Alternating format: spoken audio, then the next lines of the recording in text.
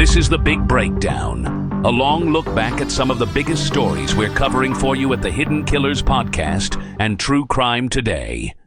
This is Hidden Killers with Tony Brueski. Here now, Tony Brueski. There are cases that nag at the edges of a community, cases that refuse to settle into the categories we try to place them into neatly. Accident, homicide, tragedy, wrongdoing, cases that linger in the air like humidity, impossible to ignore, impossible to resolve. And then there are cases like the death of Stephen Smith, not just unsolved, not just mishandled, but suspended in this strange half-light where the truth and rumor have lived side by side for nearly a decade. And now with the Hulu Murdaugh series pulling the curtain back on the dysfunction, the corruption, and the quiet terror that unfolded in South Carolina's Low Country, Stephen's name is suddenly back on people's lips. For many viewers, it's the first time they've heard it. For others, it's a reminder of a story that never got its proper investigation. But for the Smith family, this is their son. This is their brother, their child who never came home. And despite the headlines, despite the whispers, despite every theory that has floated through Hampton County since 2015, the truth remains painfully, stubbornly out of reach. So let's tell the story the right way. Not as a footnote to the Murdaugh saga, not as a rumor, not as a campfire tale fueled by gossip, but as the life and death of a young man who deserved better from his community, from the system, from the people who were supposed to protect him. And while you're hearing this case, give me your thoughts in the comments section on YouTube. If you're not already there, if you're listening to the podcast, thank you. Hit subscribe wherever you are doing that. And also do check out our YouTube channel, Hidden Killers with Tony Brueski. Press subscribe there. Help us get to 100,000 subscribers before the end of the year. Trying to do it. Maybe we'll do it. We'll get there soon. But I want to hear your thoughts in the comments under this video. So please do give me your feedback. Stephen Smith was 19 years old. He was a nursing student, bright, funny, outgoing, the kind of kid people remembered as gentle, sharp, and ambitious. He wasn't from privilege. He wasn't from power. He didn't have the kind of last name that got doors opened or charges dismissed or favors pulled. He was Stephen, a young man trying to carve out a future in a place where opportunities didn't exactly hand themselves out. He dreamed of becoming a nurse, helping people, building a life beyond the borders of a county where families' names carried more weight than laws sometimes did. And then, in the early hours of July 8th of 2015, Stephen was found dead in the middle of Sandy Run Road, a lonely, rural two-lane stretch of asphalt in Hampton County. His body was lying in the roadway. His shoes were still on. His phone was still in his pocket, and down the road, his car sat on the shoulder with the gas cap open as if he had run out of fuel, except like every other piece of this case, nothing about this explanation lines up neatly. The first troopers who arrived on the scene saw a reality that didn't match the call they'd been dispatched to. Dispatch said, pedestrian hit and run. Troopers saw no skid marks, no glass, no broken car parts, no debris, no sign of a vehicle impact. No sign Stephen had been struck with the force required to cause the trauma he had suffered. As one investigator famously put it, this is not a vehicle versus pedestrian scene.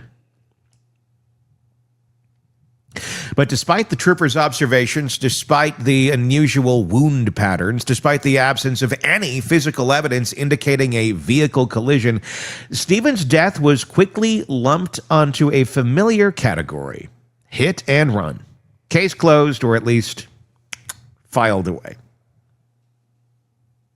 This is where the outrage begins, because the moment you start looking at the early investigative paperwork, you see contradictions stacked on contradictions. A coroner suggesting a possible gunshot wound, though later clarified without supporting ballistic evidence, a pathologist ruling vehicle impact without vehicle evidence, troopers raising flags that were ignored, a rural sheriff's office and highway patrol division that didn't coordinate well, and a small community whispering things about powerful families that investigators either couldn't touch or chose not to pursue.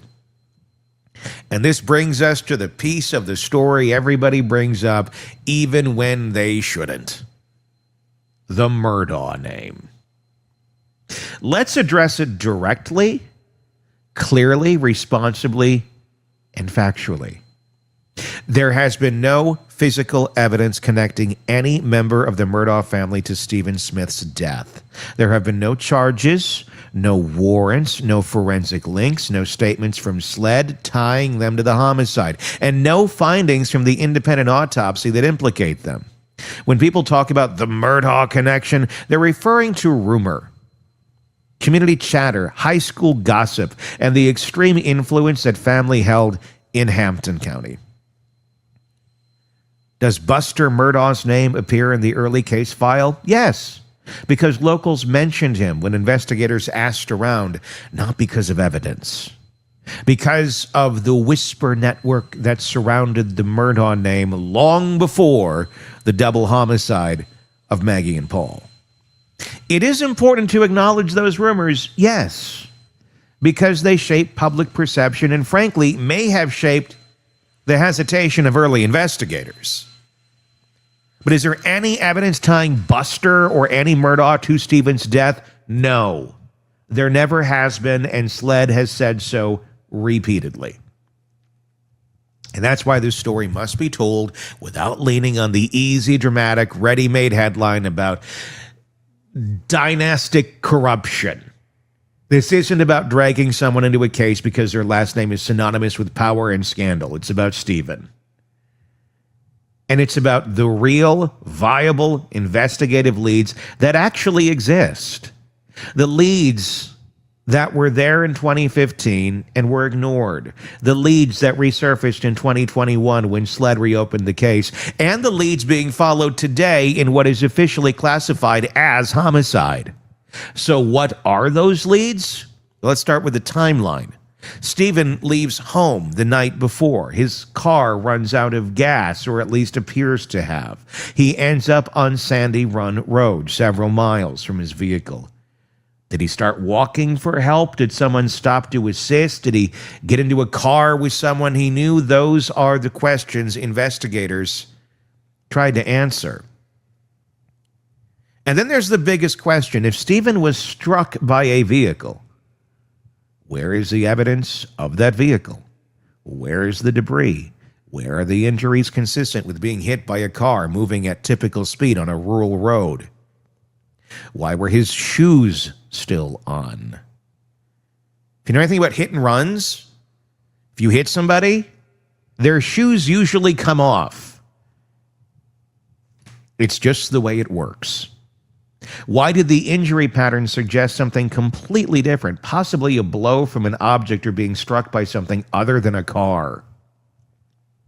When SLED reopened the case in 2021, they did it with intention. They did it because something they found while investigating the murders of Maggie and Paul pointed backward, not toward a Murdaugh, but toward the fact that Stephen's death had never been properly investigated in the first place. It was enough for them to consult new forensic experts, enough for them to begin re-interviewing witnesses, enough for them to completely reject the hit-and-run explanation. And then came 2023, when Stephen's mother, who never once accepted the official explanation, raised funds for an independent autopsy. This exhumation wasn't done lightly. It wasn't done for spectacle. It was done because she believed there were answers buried with her son. That autopsy confirmed what she feared. Stephen was a victim of a homicide. That was the turning point.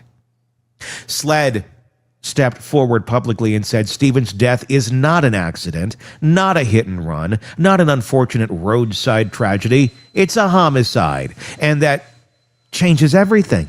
Because once a death is officially classified a homicide, investigators are required to ask entirely different questions about motive, opportunity, relationships, conflicts, secrets, and lies. They have to look at who Stephen knew, who he interacted with, who may have had reason to harm him, and more importantly, what names came up repeatedly in interviews. And here's where the case gets very real very quickly. There were people, not Murdaughs, who allegedly made statements that raised immediate red flags back in 2015. Statements like, "He was hit by my truck," or "I know who did it."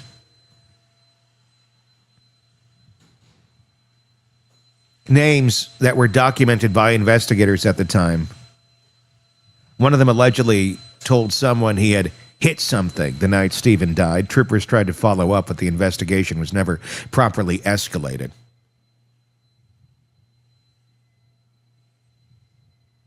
Is that the answer to the mystery? Not necessarily. They've denied involvement. They've never been charged. But to say they are solid leads is not speculation. It's literally in the investigative files. And unlike the rumor mill that tried to drag the Murdaugh name into the narrative, those leads come from actual interviews, actual statements, and actual records. This is where the case should have gone from the start, towards people making weird comments, towards individuals who placed themselves near the scene, towards people with vehicles that could have been examined. Instead, it went somewhere else entirely. It went into the shadowy realm of small-town influence and speculation, a realm where the loudest rumor often drowns out the quiet facts. So where does this case stand today?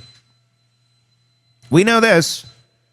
Stephen's death is an active homicide investigation. A grand jury has been impaneled. SLED has persons of interest. New forensic opinions state conclusively that he was not hit by a vehicle, and investigators appear to be focusing on those with believable ties to Stephen, credible statements placing them near the scene, and inconsistencies in early interviews. Stephen's family continues to fight for answers, for justice, for their son to be treated the way any other homicide victim would be. They've spent years being dismissed, patronized, gaslit, and overlooked. They've been expected to trust the process in a county where the process has long been controlled by a family now exposed for corruption, financial crimes, and systematic manipulation. And here's the hybrid tone, sharper-edged truth. If Stephen Smith had been born with a different last name, the case would not have been shelved in 2015. If he had been from a family with influence, there would have been a full forensic entrance wound analysis, reconstruction teams, warrants, subpoenas, the whole 9 yards. Instead, it was written off quickly, conveniently, and in a way that allowed the community to stop asking uncomfortable questions. But people are asking now, and they're not going away. So let's be clear about what this case really is. Not rumor, not distraction, not a sensational footnote. It's the unsolved homicide of a teenager whose life mattered. It's a case with legitimate leads that were ignored. It's a case now being re-examined with modern science, proper resources, and national pressure. It's a case that hinges not on powerful families or Hulu documentaries, but on real people who said real things that investigators are finally chasing with the seriousness they always deserved. Someone knows exactly what happened to Stephen Smith. Someone knows why he ended up in the middle of that road. Someone knows how he got from his car to that stretch of asphalt. Someone knows who he was with. Someone has lived for nearly 10 years with the truth of this boy's death.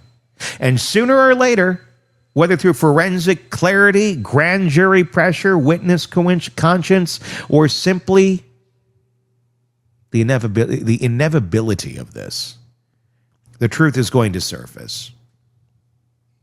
Because every cold case reaches a point where silence becomes heavier than confession. And every person who carries a secret this big eventually learns that time is not their friend. It is their enemy.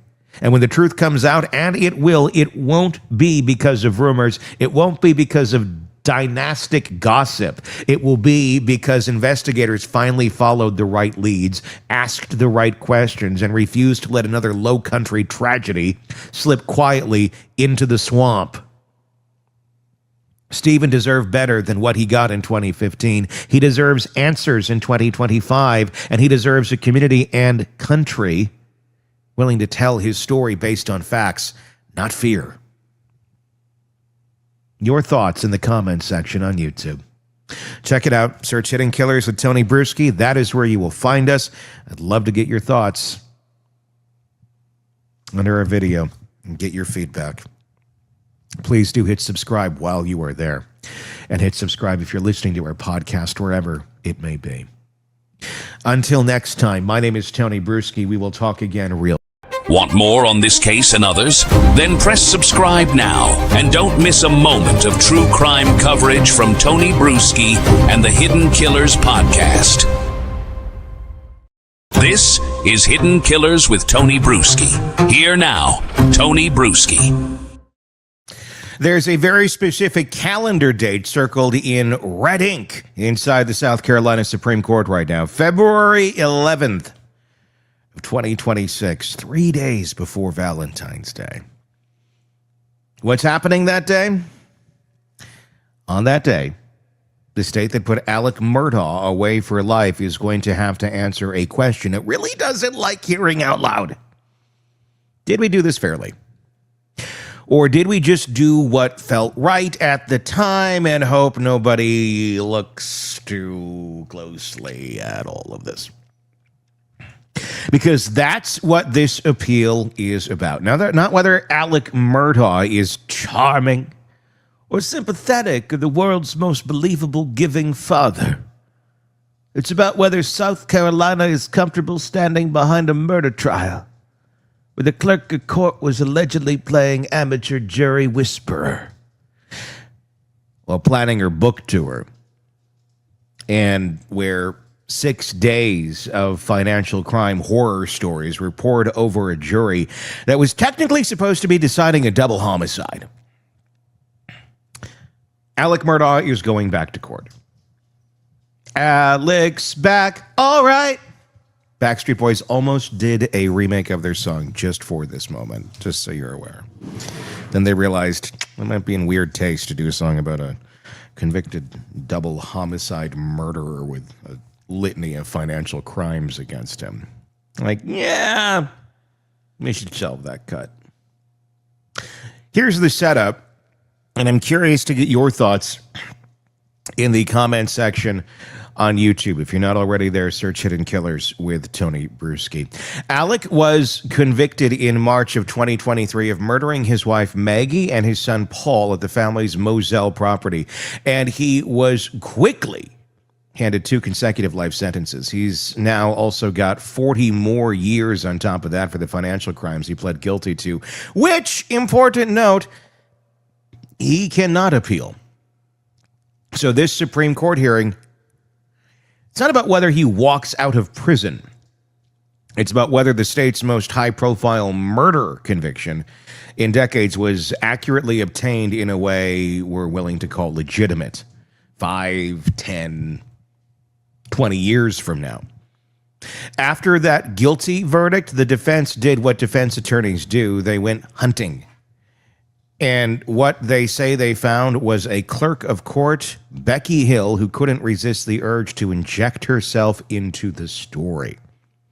According to multiple jurors, Hill allegedly dropped comments like, "Watch his body language when he testifies," in reference to Alec taking the stand. Not watch the evidence, not keep an open mind, but watch him, the defendant, as if she were giving them a hint about how a guilty man behaves. She's also accused of talking about the trial when she shouldn't, of thinking out loud, about writing a book, and of recognizing pretty quickly that a guilty verdict is a much easier sell than a hung jury.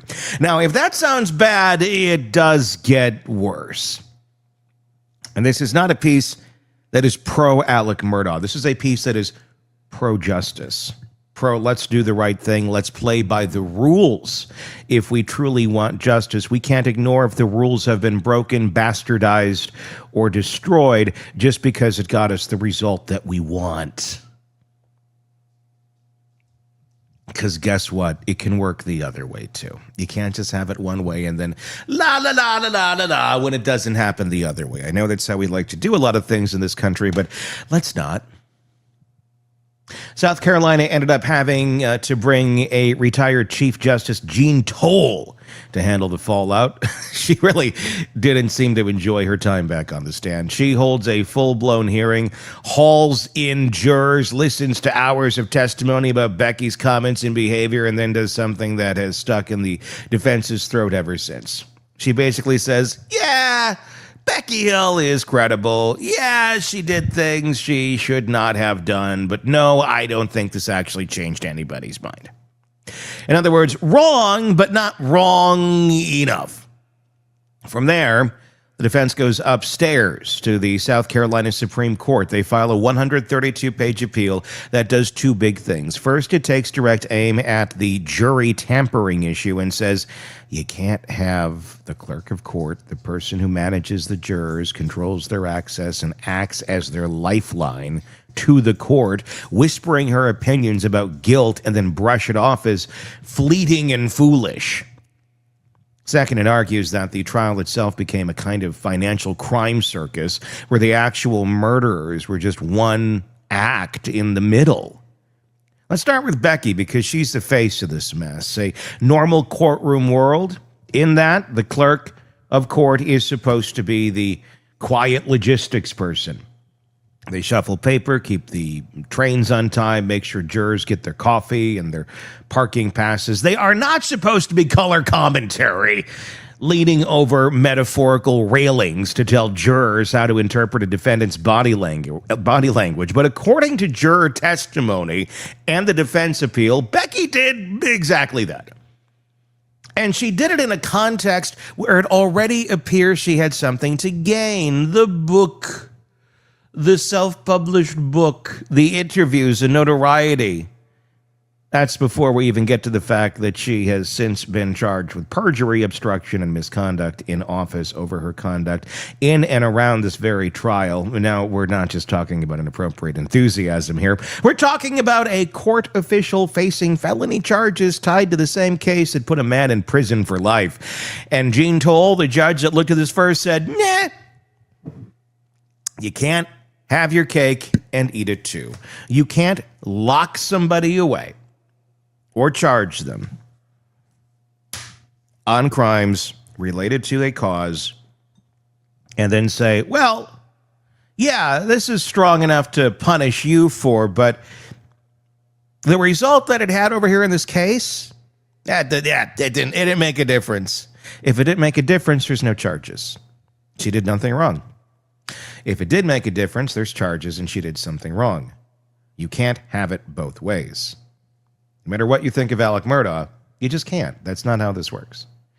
The defense's argument to the Supreme Court is pretty simple. When the guardian of the jury starts acting like a pundit, then gets indicted, you don't get to say, well, we can't prove any one juror changed their mind, so we're good. We're good. They argue that the standard should be flipped, that this kind of behavior is presumptively prejudicial. In other words, once you cross that line, we assume the jury pool is contaminated, and the burden is on the state to prove that it wasn't. The state, of course, sees it very differently. Prosecutors come in hot with a massive brief of their own saying Alec is just trying to relitigate a case where the evidence of guilt was overwhelming. They call Becky's comments foolish and fleeting, insist only a handful of jurors even heard them, and remind the court over and over about the kennel video that puts Alec at the scene minutes before the murders, the timeline where both victims' phones go silent almost simultaneously, and Alec's own admitted lies to law enforcement. Their message is the jury convicted him because the case was strong, not because the clerk made a few inappropriate remarks. That's their argument. So that is the battle, and that is the battle line number one. What do we do with a tainted clerk? Tainted clerk. What do you do with tainted ham? You serve it at a fast food restaurant. No, you get rid of it. You call it what it is. You can't eat the tainted ham. And you can't have a tainted clerk. You don't want trichinosis. That's what I believe. Is that what you can get? I could be wrong. I think it's trichinosis. Is that what you get from undercooked pork? I'm not going to waste your time and look it up right now, but I believe it starts with a T. Why? Because I was in a restaurant last week where we got undercooked pork, and I had to send it back. I don't like sending things back, but I was like, yeah, it's either this or that, and let's not get worms, honey. Same thing with Becky Hill. Let's not get worms, honey. Then we get to battle line number 2, the mountain of financial evidence. If you watched that trial, you remember this feeling. The state essentially took the jury on a 6-day tour through Alec Murdaugh's greatest hits, stealing from clients, ripping off his partners, draining money from vulnerable people, lying about his finances, and using his last name like a credit card that never, ever got declined. The prosecution said, this is the motive. The walls are closing in. The gathering storm was at the door. He was desperate, and there's a logic to that. In most murder cases, when you can explain why, you absolutely want to do that. But the defense's point on appeal is that this went way beyond motive. They argue it turned the whole trial into a referendum on Alec as a human being, his greed, his addiction, his lies, until jurors weren't just asking, did he kill Maggie and Paul? They were asking, what else wouldn't this guy do? And from a legal standpoint, that matters. Rules of evidence, especially the ones around prior bad acts, are supposed to stop exactly that kind of slide. You're not supposed to convict people because they're a mess in every other part of their life. You're supposed to convict them because the evidence in this case proves this crime. The defense points out that no murder weapons were ever found. No bloody clothes were recovered that matched what Alec was wearing at the time. There were only tiny amounts of blood on him when he says he discovered the bodies. They argue that instead of treating this as circumstantial, they could cut more than one way. The judge essentially opened the floodgates on all the financial horror and trusted the jury not to be overwhelmed by it. The state again says, relax! They insist that financial evidence was properly admitted under multiple theories, and maybe it was. Motive, context, narrative. They frame it as the giving to the jury the full picture of what was going on in Alec's life. If you buy their argument, the financial stuff is not gratuitous character assassination. It's the backbone of why those murders would happen at all. And me personally, I do happen to agree with that point. The Becky stuff, that's what sticks in my craw. We're not done, though. On top of the clerk and the finances, the defense also goes after how the investigation was handled and how certain forensic testimony was sold to the jury. They talk about a crime scene where first responders and investigators allegedly tromped around the feed room, potentially destroying footprints that could have belonged to whoever actually fired those shots. They point out that sled didn't even bother to lift fingerprints from key doors and entryways, something that in any other homicide case would be basic blocking and tackling. This is a prime example of how early police work and an investigation, if done improperly, if looked over, if glossed over, if looked at, well, it's Mr. Murdaugh. Clearly, it couldn't have been him. And following that trajectory destroys a case. Destroys your chances of finding the evidence that may point to who did this, whether it be Alec or someone else. They attacked ballistics testimony where estate experts suggested cartridge markings tied back to specific family-associated firearms without ever scientifically establishing that those marks were unique. They go after the now infamous blue raincoat, arguing that the jury heard from a witness who saw Alec with a blue tarp, and somehow that morphed into a raincoat with trace gunshot residue, a classic recipe for confusion. And then there's the iPhone experiment. One investigator spends a weekend throwing a phone around his office to see when the screen lights up.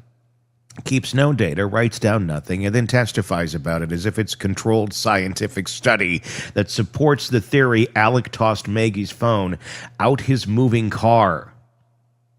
That was some of the craziest, stupidest testimony I've ever seen in court from an expert witness. Seriously, we should go back and watch it. Maybe we will in the coming weeks. Maybe we'll bring it back from the dead. We can take another look-see. On appeal, the defense is saying, look, any one of these decisions might be arguable, but at some point the accumulation of shortcuts and storytelling crosses the line from hard-fought trial into something else.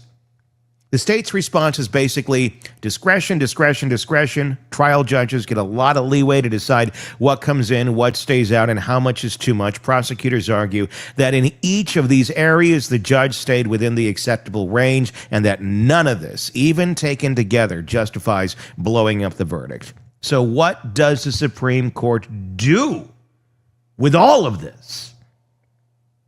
Well, they've got three real options. Option one, affirm the conviction.